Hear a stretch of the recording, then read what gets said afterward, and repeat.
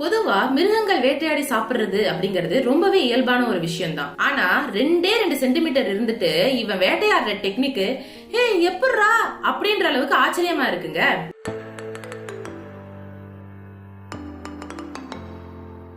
Pistol shrimp அப்படிங்கிற ஒரு இறால் வகை தன்னோட நகங்களை சொடுக்கிறது மூலமா ஒரு பெரிய ஏர் பபிள கிரியேட் பண்ணி அதை தானே உடைச்சும் விடுமா. அதுல இருந்து 230 டெசிபிள் சவுண்டும் 4400 டிகிரி செல்சியஸ் ஹீட்டும் கிரியேட் பண்ணி அதன் மூலமா தன்னோட இறைய கொல்லுமா. இவன் பெரிய குடும்பக்காரனா இருப்பான் போலயே.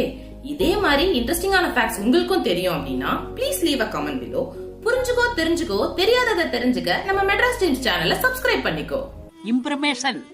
Information is wealth.